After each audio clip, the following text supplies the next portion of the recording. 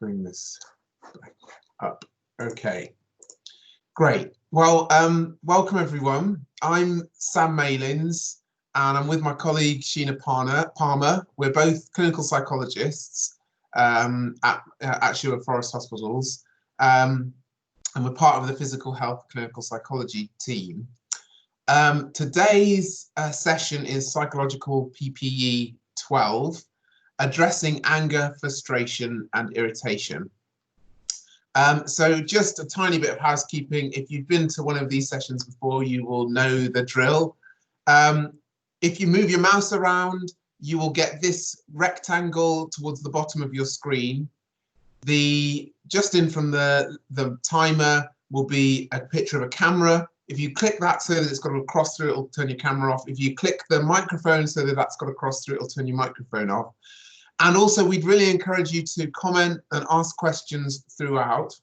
It really helps us to make this as meaningful and useful to you personally, if you kind of let us know the kind of things that you're thinking, how it's going down with you, and the good and the bad. And you can do that by clicking this speech bubble, the third red circle, and typing into there.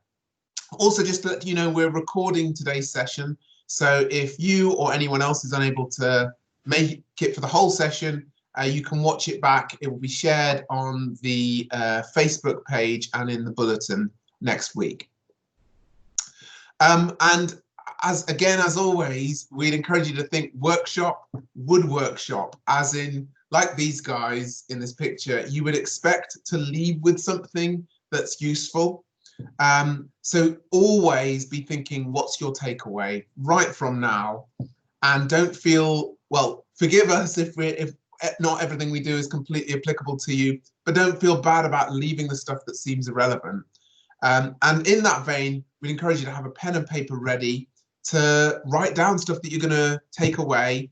And absolutely, we'd encourage you to be doing something today, tomorrow. If you left it like a week or two, it's probably going to have no impact on what you do at work or at home or anywhere. So we'd really encourage you to do something different quickly, because that's much more likely to make an impact on your life. And that's why we would say definitely don't take our word for it with anything that we tell you today. Go and find out for yourself, and we've aimed to give you ways to go away and do that. Also, I really want to flag this up. So generally, the number of evaluations we get is low. So most of you guys don't fill out an evaluation. This is really central to how we do this, how relevant the next one is going to be for you, how useful it is. Please, please take a couple of minutes, very short form, to fill in an evaluation at the end of the session or whenever you need to leave. So I'm going to start off by talking about anger, frustration, and irritation. What's the big picture and how does it relate to your picture, your life? Then Sheena's going to do some much more practical things, practical exercises and activities about building resilience, using your emotions to manage anger, frustration, and irritation. So, to start off with, the big picture. And with COVID-19 and what has happened, if you were here for psychological PPE 1 or 2, you will know we talked about this before COVID-19, that actually it's kind of understandable if you are feeling frustrated, irritable, angry. We would kind of expect that under these circumstances, and this is why. So at the start of COVID-19 measures, there was a lot of concern, a lot of uncertainty, a lot of worry, and we're all asked to do a very, very similar thing. And in the face of that, most people did that. Okay, well, I'm just going to do what I'm told to do. But as we'd expect, it went on longer. This is kind of like worried, I'm just going to do what I'm told kind of thing. It's quite a high activated kind of place with what's called, like with what gets called reduced bandwidth, as in I haven't got the headspace to think broadly about this or reflect on what I'm doing, so I'm just going to do what needs to be done. But if you keep going like that, it's very tiring, and it can feel like, well, I'm not going to be able to keep doing this. And again, that's quite a reduced bandwidth kind of place. You're not going to be able to keep going in under those circumstances with that kind of exhaustion. And so we move to now, as COVID measures are lifted, where a few things happen.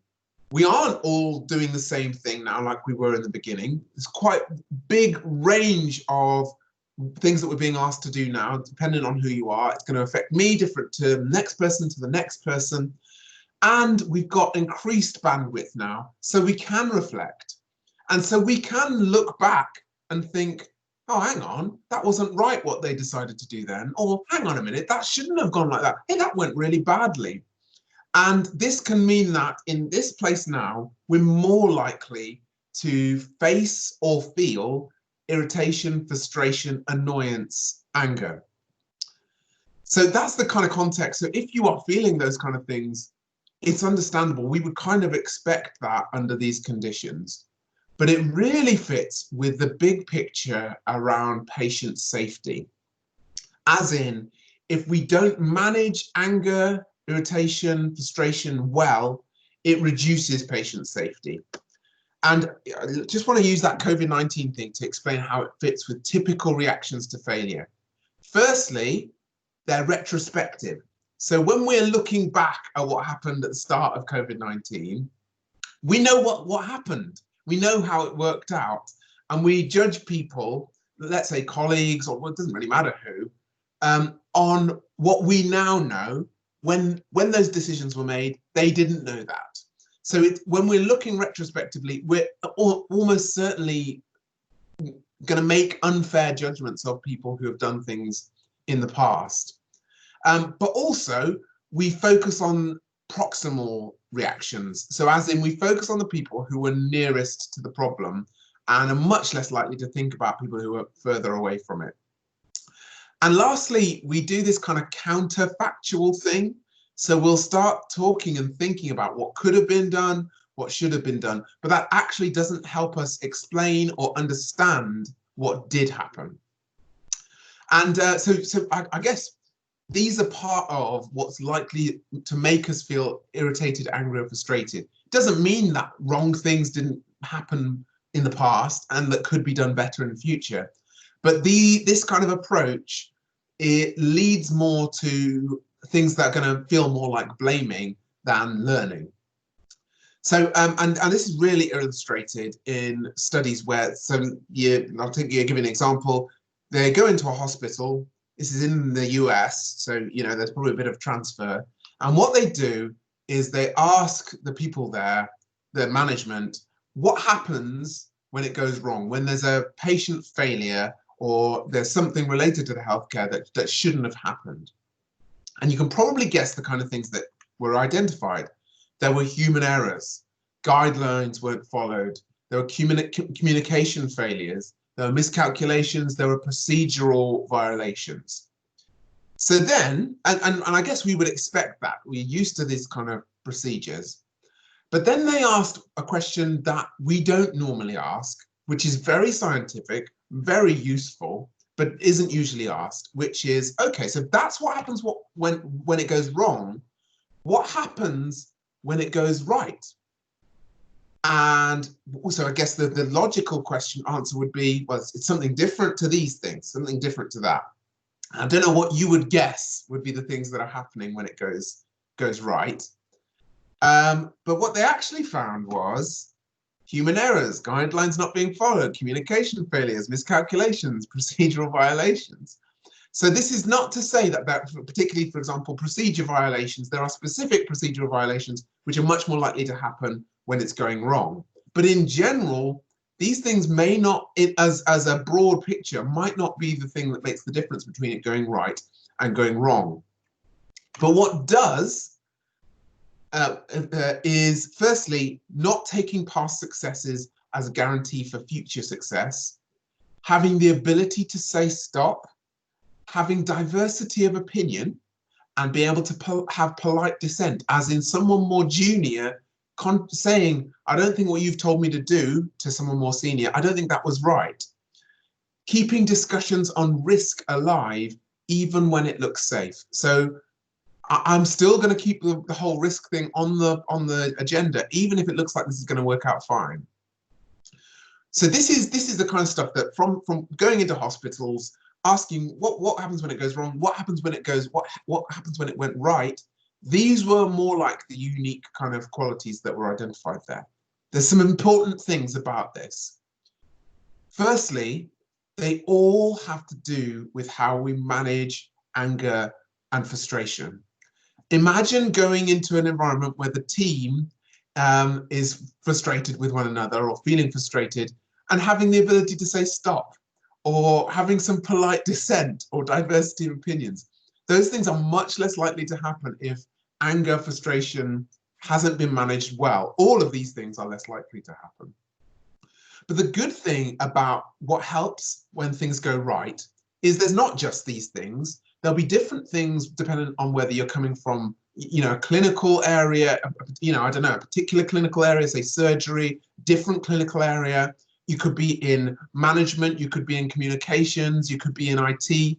There's going to be things that help things go right in all areas, and they can be identified by anyone. When things go wrong, that's generally, we imagine that's going to be like someone senior is going to identify those things and correct them.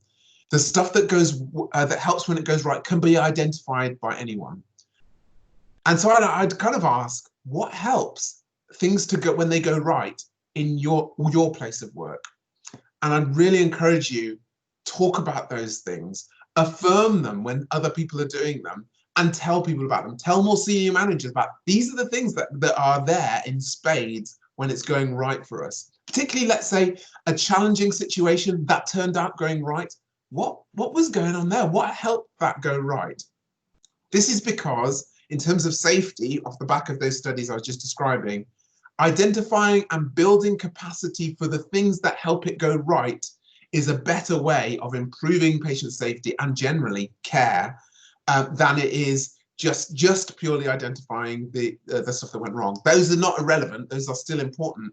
But it's really important to identify the stuff that goes right, and it as and of itself is likely to help put a lid on anger, frustration. If you are identifying the things that are going well when it goes right, which is most of the time, it's likely to just dampen down frustration about the stuff that isn't so good. But this is also a key bit that I guess if there were one thing we'd want you to take home about anger and frustration, it's that most of the things that help manage anger, frustration aren't the stuff that you do in the flare-up. There are some things you can do, and we will talk about that, but it's the things that you're doing around that. When flare-ups are pretty rare, but it's the stuff you're doing around that that makes management of anger better. And so that's what this is kind of showing.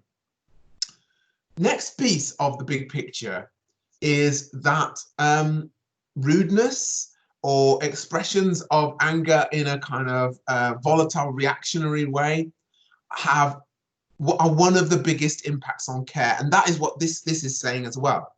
This is about how we have relationships, how we deal with anger helps things go right is a big factor. And this cause called Civility Saves Lives is indicating, and research related to it is indicating, that it's perhaps one of the biggest impacts, how we deal with things like that. So if you are the recipient of rudeness from a colleague, your clinical performance reduces by 60%. If you are an onlooker, so you see someone being rude, one colleague being rude to another colleague, your performance is reduced by 20%. Also, staff onlookers are 50% less likely to help others in future after they've seen one person being rude to another.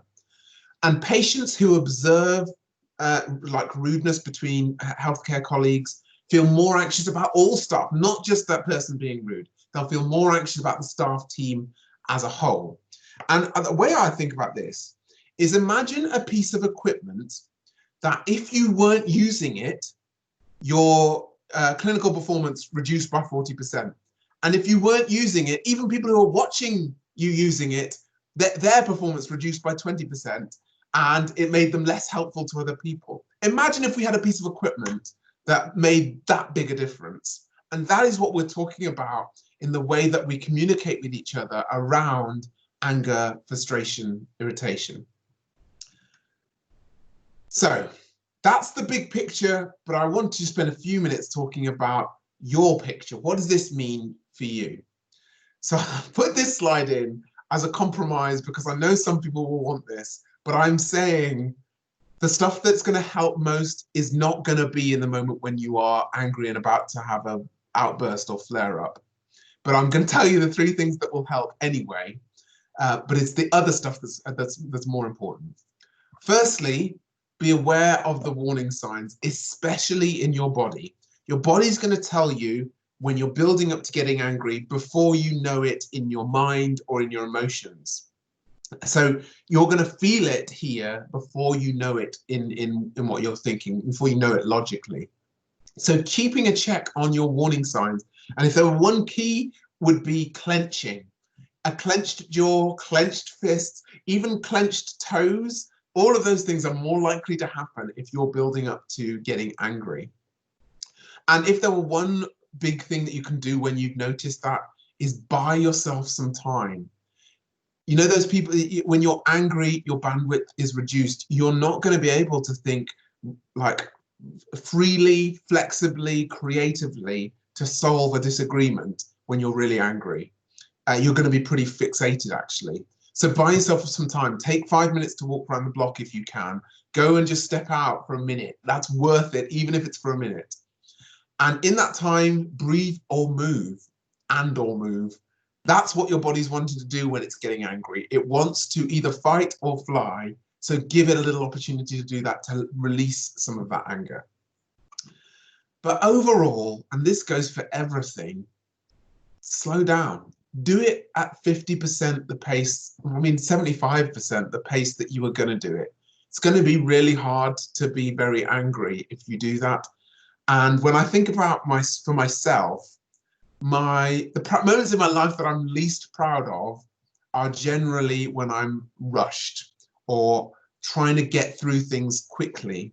That's just a fuel for irritation, anger, resistance. You know, or you know, it's like with my kids. Oh, come on, I haven't got time for this. What I'm saying there is, I haven't got time to do this properly. So you're going to have the blunt, you know, resistance-inducing version of me for this 2-minute version, which would have taken 4 if I'd have, you know what I mean?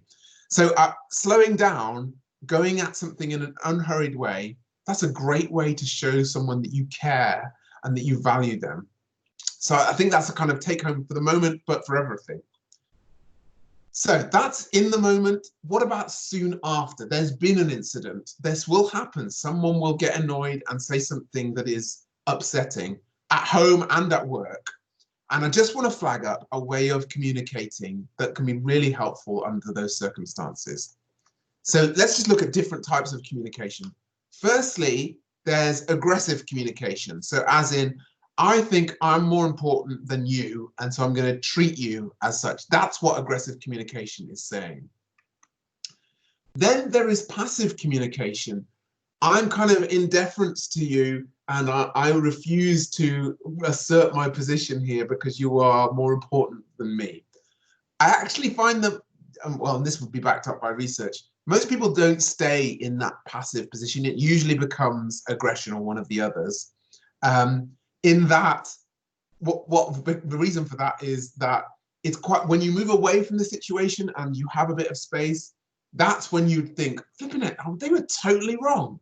So you're unlikely to stay passive, even if you were passive in the moment. You'd really be with someone that you really, you know, put on a massive pedestal, or you're very kind of caring about, or it's massively out of character for them, for you to remain in a kind of passive role. But passive is much more likely to turn to aggressive or passive aggressive.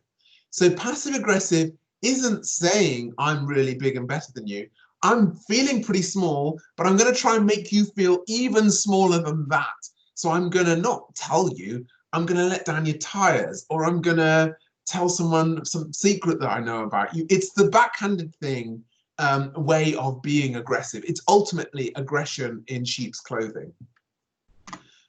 But the way that is most likely to help you after an event of anger, irritation, frustration is assertive communication. You are as important to me. Your opinion is as important as mine, and I want to hear it, but I've got an opinion too that is just as valid. That's the kind of conversation I'm going to describe the structure of now. So an assertive conversation would look a little like this. Firstly, ask for permission to talk about a specific incident, as in invite them. Is now a good time for us to talk about what happened yesterday? And it's okay to say no. That has to be okay to say no. It can't be, oh, when then? You know, it can't be like that. This needs to be a genuine question. Is it all right if we speak about that? And keeping it to the incident yesterday, not the fact that you always do that. That's not going to be a helpful conversation. Resolve this incident and it'll help future incidents. Blanket blaming is going to get you and them nowhere. If they want to have that conversation, describe the specific stuff that they did in that specific incident and how it affected you. So as in, yesterday, when you said to me to stop doing that, I really felt like you said it in a really harsh tone, and it made me feel like this, made me want to do this. That's the kind of description that we're looking at, not you always have a go at me when we're in front of our friends or whatever it might be. Yes, so I've probably given away. That's a classic Malin's family type reaction there. But this is where you'd want to be going at it. Then request what you'd like. So as in, when you did that, I felt upset, and I would really like it if next time you could approach it in like this. So make it very clear and make it very concrete. That's what you want to do. You want them to know what you want, not just that you're angry.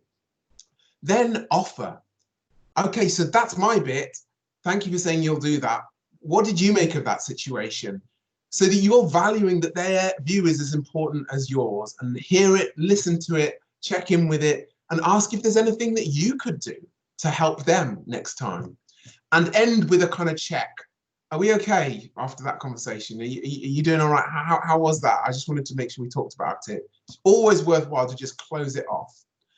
And having more of these conversations just makes them way more easy. The first time you have it might be a bit tricky, but it's going to be the best way of keeping a lid on anger and frustration in a time which has gone wrong. You don't want to just let it slip by.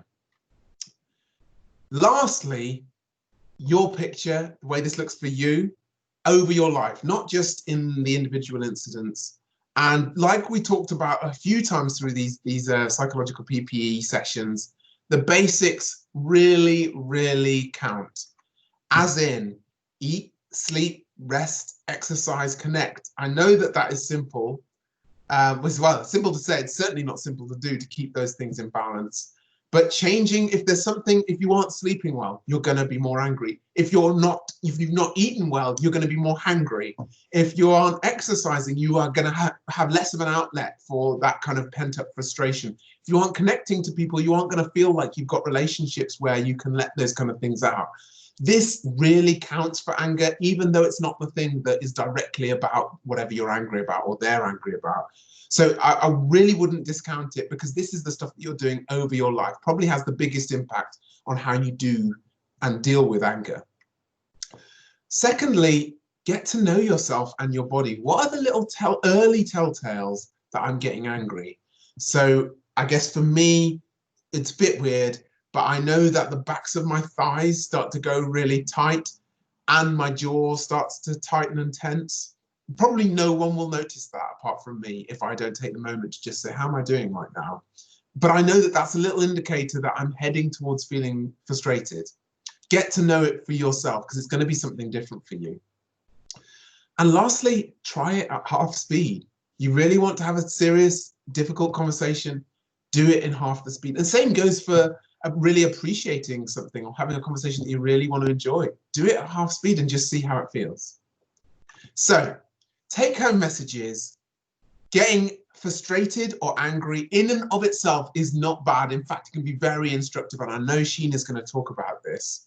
How we manage these feelings affects work in a big way, maybe one of the biggest ways in terms of actual patient safety, actual clinical effectiveness. Most things that affect anger aren't the things that we do in the flare-ups, though that counts to some degree. I don't want to discount that. but slowing down so often helps. It's almost never going to hinder. So that's kind of my piece on anger, and Sheena's going to turn this into some very practical exercises and activities. So I just wanted to check in if there's any questions at this point.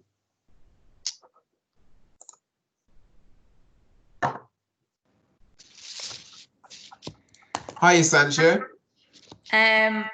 Just thought I'd summarise some of the stuff that's been happening in chat.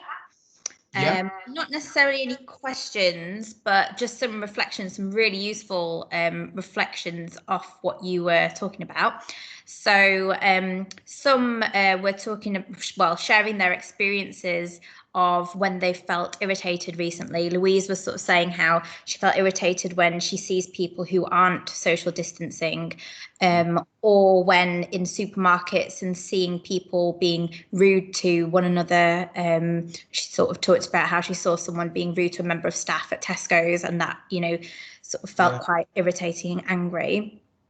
And then Anne sort of mentioned when you were talking about civility saves lives, and she said that she'd had a light bulb moment this week where she'd realised that actually civility isn't just about the verbal things, it's also about behaviour as well, which can be really subtle, and that kind of linked a bit with what you were talking about with passive aggression. But she sort of made a really good point that expecting someone to answer the phone or read their emails in their own time can also count as incivility as well. And we can often start to then accept that this is normal and it's okay when actually it's not, and then that can then reinforce those sort of behaviours, which then becomes a sort of massive vicious cycle. And then Louise sort of made the point that it's, or was it Louise, or it might have been Anne, that it's a danger to then becoming a habit, really, and that it can easily become part of the new normal, which you know, which we need to watch out for. We need to watch out for those things happening. And then Charlotte sort of mentioned that there was some really good information about civility tools around what it is and how to challenge it appropriately in the bulletin yesterday. And I think Louise made reference to more information about civility saves lives can be found on the intranet, which is really great to know. That's brilliant. That's brilliant. Yeah, and because I guess we spoke about in a couple of sessions ago, you know, what do you want to take forward and what do you want to leave behind? Because there will be things that we've picked up through the way it's gone with COVID that we might not want to be part of the new normal. And that's a really important point about actually deliberately, I'm going to let this one go. Yeah, and I guess it's true of being assertive doesn't necessarily mean being assertive with the person who's wronged you. It's also, you know, in the staff room when someone starts having a go about someone who's not there, saying actually they're not here right now to defend themselves is quite an assertive place. You know, even if they wronged you, even if that person who's not there, you're annoyed with them, you're saying, no, that person's just as important as me. And so I would, if they were here, I would want them to be standing up for me. So I'm going to say, no, I don't want to talk about that in this way. That is an act of assertiveness, even though they're not there. Yeah. Thanks very much, Shanshir. Okay, I'm going to hand over to Sheena now for the second half. Okay, so I'm just going to put up my slide.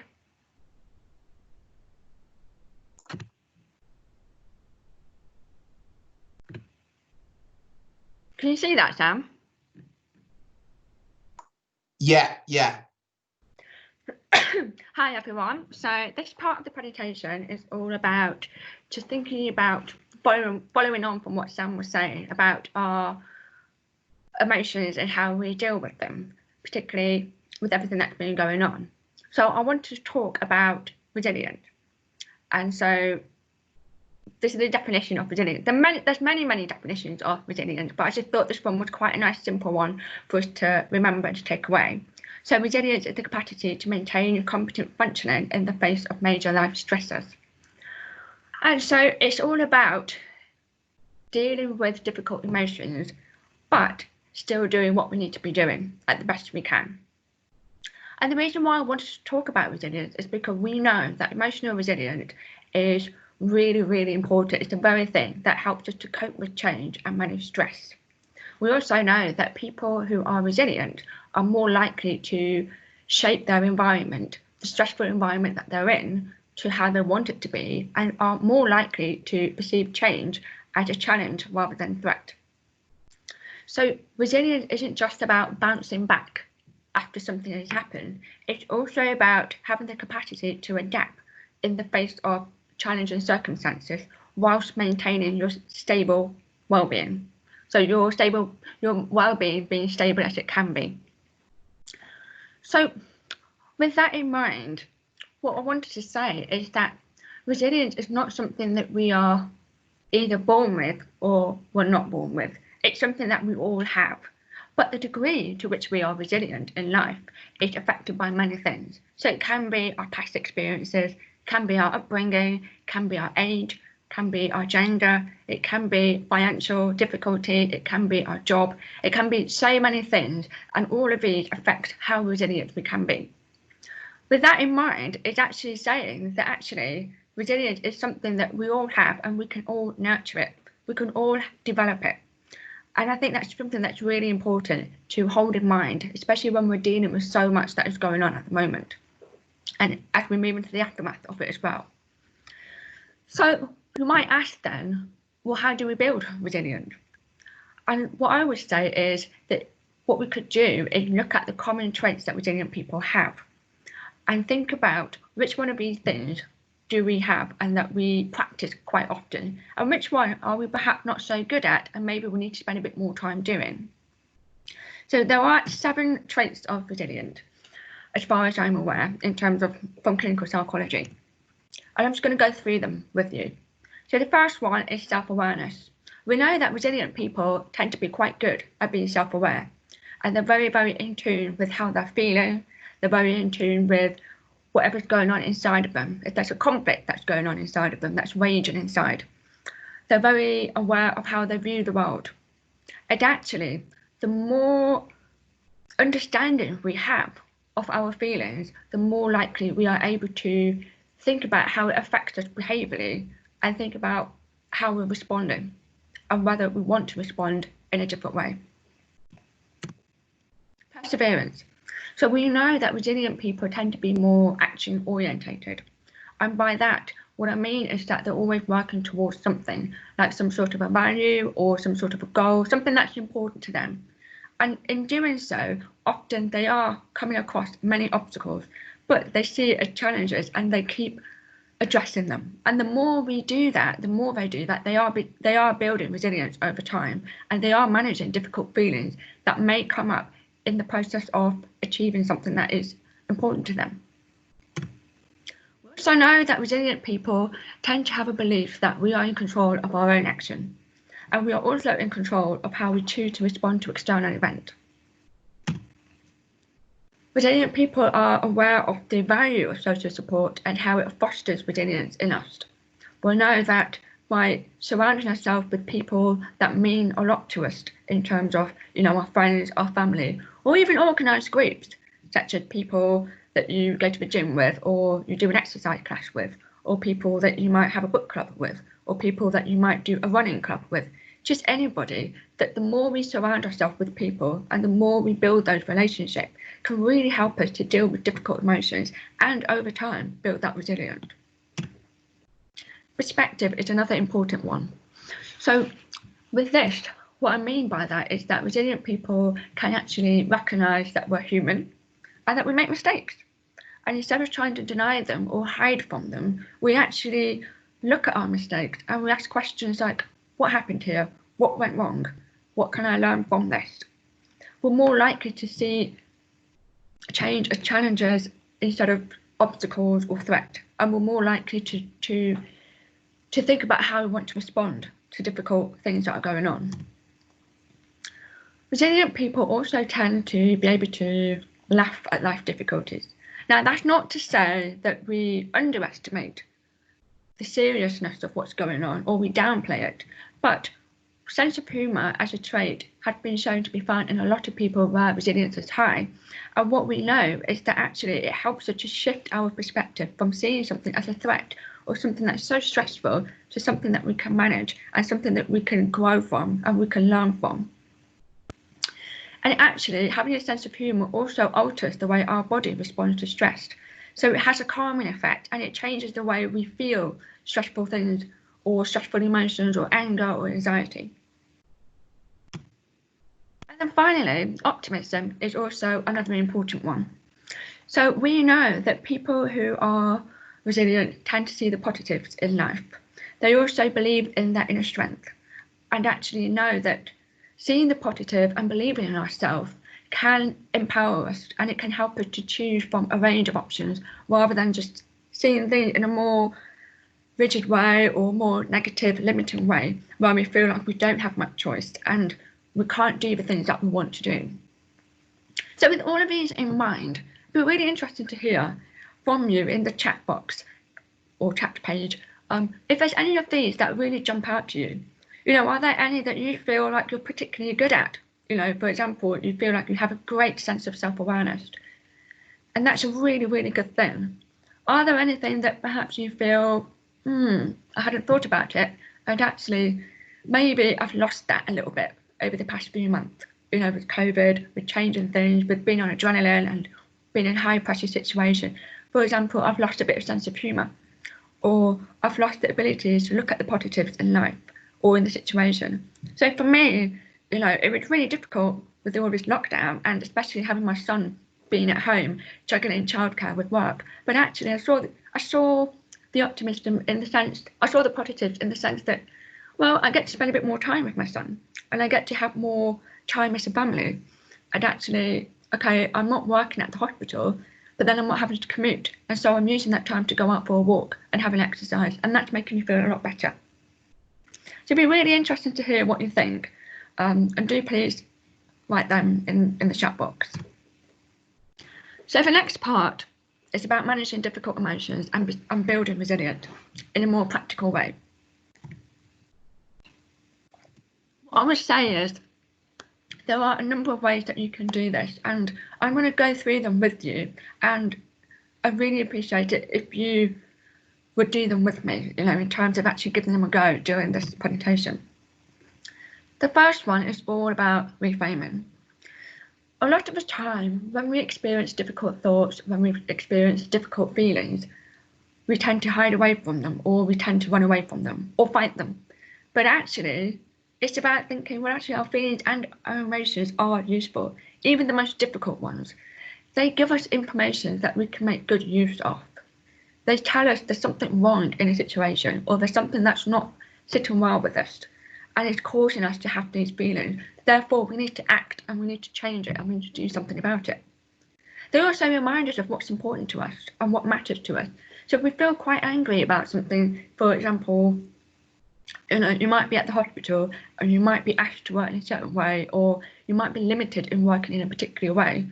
That might make you angry, but actually all it's doing is reminding you that the way you used to work, which perhaps you weren't so conscious of or you didn't really value, is actually important to you. And at some point you might want to return to that. Our emotion can also highlight problems and challenges that we need to address, the changes that we might need to make in our life and the way we treat others and ourselves. For example, it might tell us that we need to be more compassionate. Our emotion can also inform our decision making, and it enables us to make wider choices. And finally, they can alert us to opportunities outside of our conscious thought. So it might be that we're feeling really angry, or we might be feeling quite frustrated. And often, I don't know about you, but for me, I can get quite fixated on that feeling. And so I don't realise that actually, once I've worked through it, there's usually some sort of an opportunity that can be taken. So a chance to work in a different way, a chance to behave in a different way, a chance to have a conversation with somebody. And all of these are growth, opportunities of growth. The second part in terms of managing so that was the first part. The first part of managing difficult emotions is reframing the way we see our emotions and thinking about how they can really help us. The second part is developing our awareness of the emotion, and by doing that we build resilience to them. So simply knowing our emotional state and simply knowing the connection between our thoughts, feelings and behaviour It allows us to have an insight in how they all relate to each other. For example, if you notice that a negative emotion occurs, such as anger or sadness or anxiety, after a negative thought, such as I can't do this or I'm not doing anything right, then we're more likely to try and direct our thought into a more positive direction. For example, we're more likely to be compassionate towards ourselves. Knowing our emotional state can also help us to build resilience to them. So if you recognise that in the face of feeling hurt or anger, you tend to shut down, or you tend to isolate, or you bottle things up, and you realise actually this isn't really helpful, then simply being aware of that means that you can have an opportunity to try out new methods. For example, that might be having a conversation with someone, or that might be doing practical things like making time for sleep, making time to eat, looking after yourself. All of these things, it opens a path for you to choose how you want to respond whilst having those feelings. Developing your awareness also means being mindful to the emotion. So bringing mindfulness. So it's about, okay, hang on, what am I feeling here right now? What am I thinking? And I'm going to do this exercise with you as we go on. It can help us to lead to acknowledging that emotion and then work towards accepting that emotion is there. We don't need to run away, and we don't need to hide from it, and we don't need to fight with it. But if we find ourselves doing any of those things, particularly fighting with it, we can respond to it with diffusion. In our past webinars, we've talked about using strategies such as ACE and 5 to 1. I think these are going to be uploaded in the chat box just for your reminder. But there are many, many diffusion exercises, and I encourage you to give them a go. All of these things are helping us to contact the present moment. It's helping us to be grounded again, and it helps us to choose alternatives in terms of how we want to behave that is more in line with our values. So in essence, we are behaving like the very person that we want to be. So I would like to do this exercise with you and just really give it a go. Notice a name. So this is an exercise where we are bringing mindfulness to our emotion. It's a very, very powerful technique because a lot of the time we may find ourselves reacting to the emotion. You know, we can act like slaves to our emotion. So notice a name is a way of trying to slow down, notice what we're feeling internally, and think about where's it happening internally. And in doing so, it helps us to take a step back and think about how we want to respond differently. So I want you to all just sit back in your chair, just relax. I just want you to think of a time when you felt angry. That may be a time in the past. It may be something that you've been angry about now. And it can be about anything. It doesn't just have to be about COVID. It can be in your personal life, and it can be in your professional life. It's going to give you a few minutes to really think about it. Something that really ticks you off.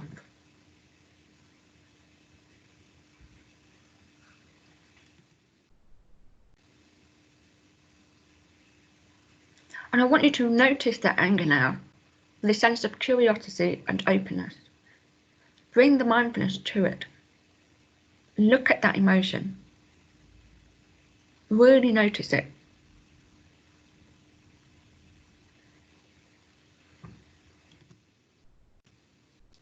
You can do this by first think about where is it located in your body.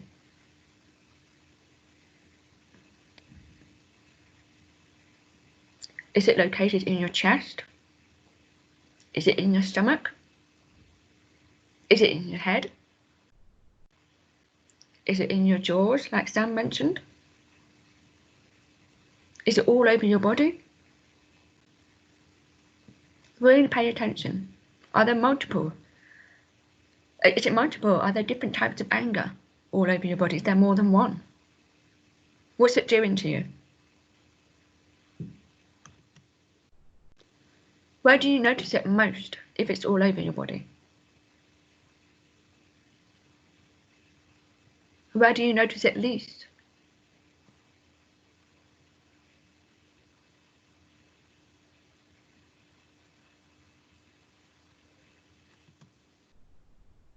Hold on to that anger and visualize it in your mind. I want you to just think about if you could give it an object. What object would you give it? Would it be a square? Would it be a triangle? Would it have spikes? Would it be a circle? Does it vary in the size of the object? Is it quite big? Is it quite small? Does it change?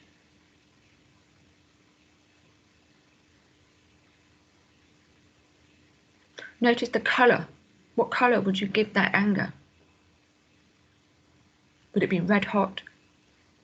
Or would it be a completely different colour? Would it be black?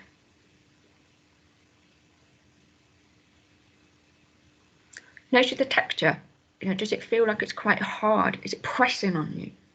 When you feel that anger, does it feel really heavy? Does it hurt? Does it feel like there's a huge weight? Or does it feel quite soft or brittle?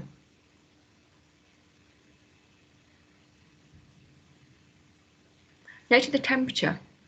You know, is it cold? Is it ice cold that it's painful? Or is it burning hot? Does it ever change in temperature?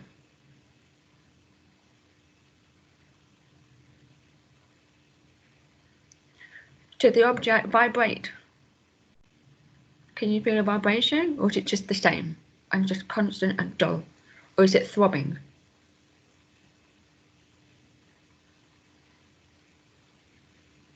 Give yourself a few seconds to really notice it. Really pay attention to it.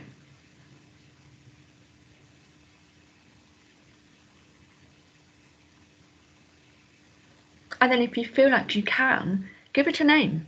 What would you want to call it?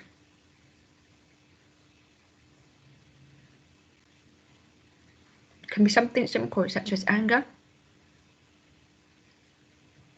Could be temper, fury. It can even be just red or hot. It can be anything you want it to be. It's yours and it's your relationship to that anger.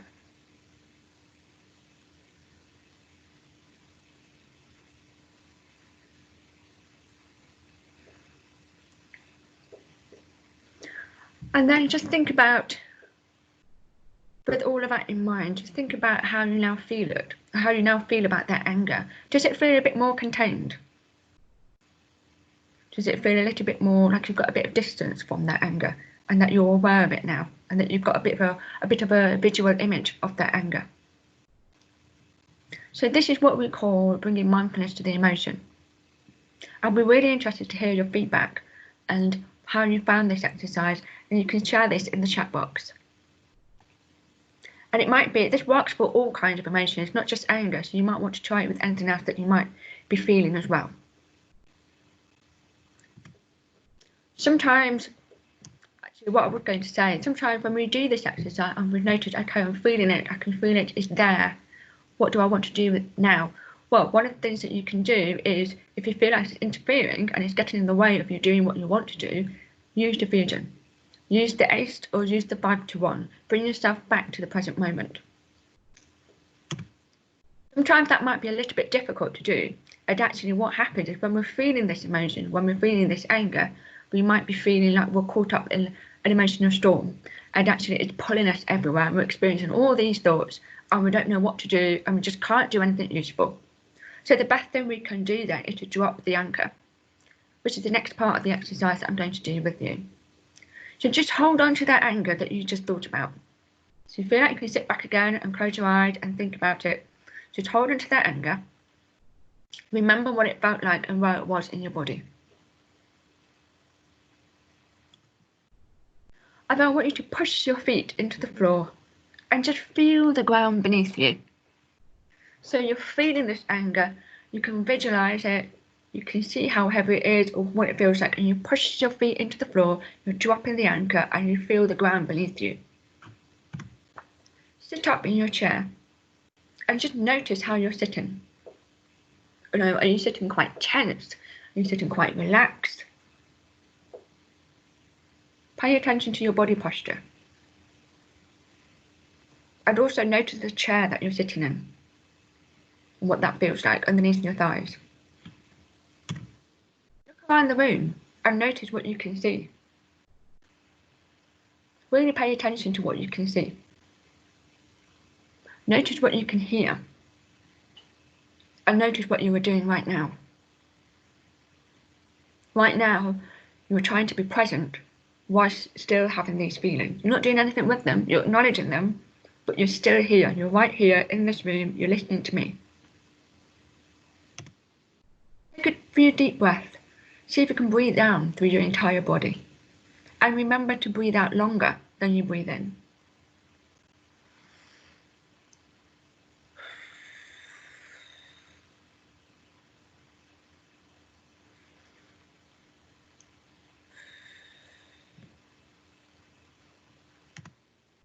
Notice now if your mind keeps trying to pull you somewhere else, and just see if you can stay present. Just know that you can still be here and still have those feelings, and you're okay. This is what we call drop the anchor, and it's really useful for when feelings are particularly overwhelming and we just don't know quite how to manage them. Again, if you have any thoughts or feedback, we're really interested to know. Just wanted to go on to one more exercise with you. There is the idea that actually, okay, I've noticed it, I've named it, I've dropped the anchor, I'm still in the present moment, but what do I do with it? I can still feel it. Do I need to either fight with it or act with it, or do I just wait for it to pass and for it to completely go? And actually, you don't need to do either. We can still have control, and we can still be flexible with what we're feeling and still do what it is that we need to do, especially if we're working. You know, it's not always possible to have these feelings and just leave. We might still need to be doing what we need to be doing, and so it's about learning to live with those feelings and let them be whilst doing what we need to do. So just hold on to that anger again and just think about the very thing that made you angry. Just allow yourself to feel those feelings. Let it all come to the surface, the visual image of the anger, and just feeling it in your body. Just allow it all to come to the surface. Now I just want you to take control over your own body. And you can do this by doing very simple things. You can stretch. So I invite you all to just stretch right now if you can, whilst feeling this anger or whatever it is that you're feeling. You might even want to shift positions. You know, so you might want to shift your leg positions or the way you're standing, the way you're sitting. Just shift your position, do anything to move your body around. If possible, you might want to mindfully walk. So pay attention to how you're walking, putting one foot in front of the other.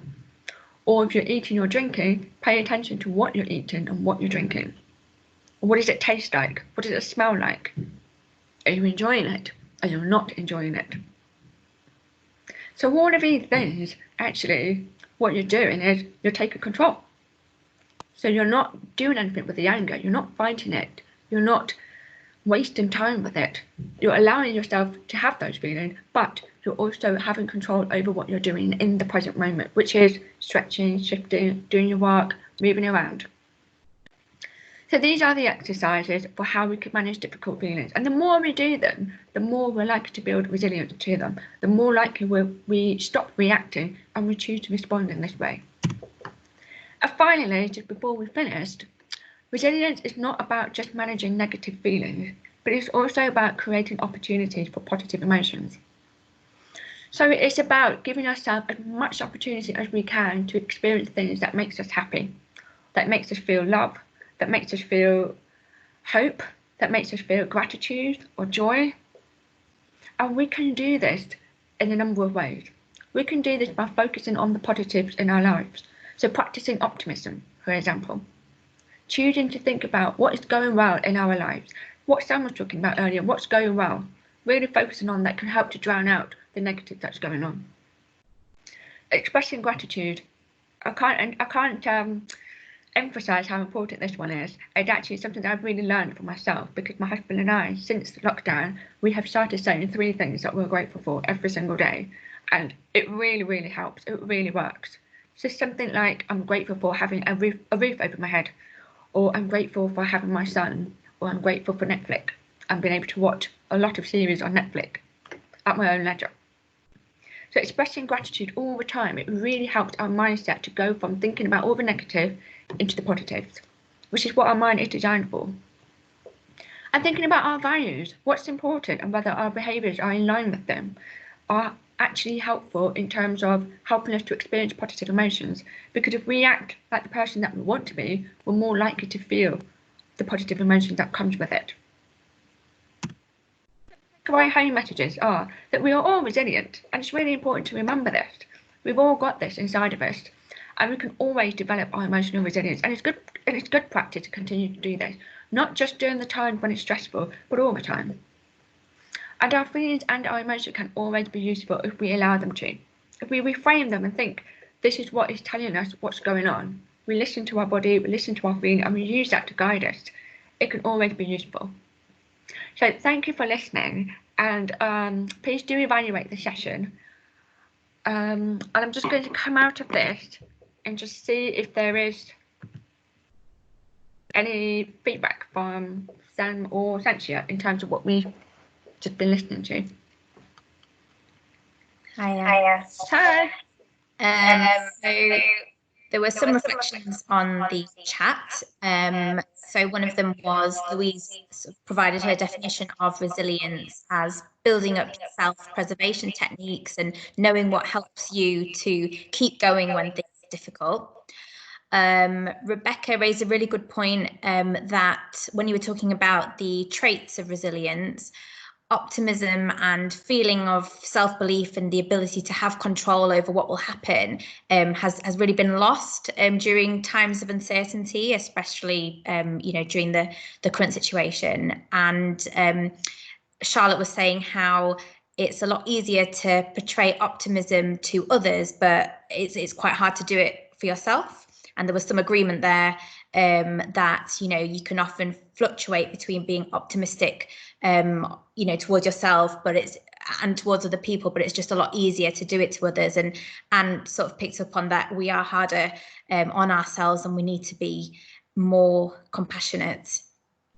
And lastly, Elizabeth made a really great comment that it can be really difficult to be resilient at times, and she finds it helpful to remember why she's doing the work, irrespective of what might be happening externally. So I thought that was a really good point that Elizabeth made as well. And in terms of the exercises, there was one comment of Manas who found it really practical and that they'd never thought of it that way when you were doing the noticing and naming exercise. So that went down really well. Oh, well, thank you so much for sharing your reflection. I certainly agree. I think it's all about being compassionate, and it's all about remembering why we're doing what we're doing and keeping in mind what our values are. All of these things can really help to manage when it's difficult and keep us going, even if it's difficult. The reason why we're doing it is because at the end of the day, this is important to us. Mm-hmm. So I do definitely thank you for sharing that. Does anyone have any questions or anything that they want to share? Can we just put the evaluation form back up, Sheena, just to make sure? Yeah, I'm just doing it. Oh, sorry, Sam. Oh. I'm stop. Sorry. Yes, it would just be great, just in the last couple of minutes, if you don't mind, it'd be really great if you could evaluate the session, either using your phone. You can snap the QR code at the bottom of the screen there, or go into the link that's either in the chat or this one that's on the slide. Please do evaluate it. Helps us to know what we're doing next. I guess just to say that we're going to be back in a fortnight's time. We've shifted from weekly to fortnightly. And as we say, if you want to share this webinar, it's going to be put up on the Facebook page and in the bulletin next week. Is there anything else you wanted to say, Sheena? If you do have any questions or anything that you want us to follow up on, please do email us, which is on the first slide. Our email addresses are there. We're more than happy to help. Yeah, definitely. Okay. Thank you so much, everyone, for. Yeah, thank you very much. And we hope you have a great weekend. Yeah.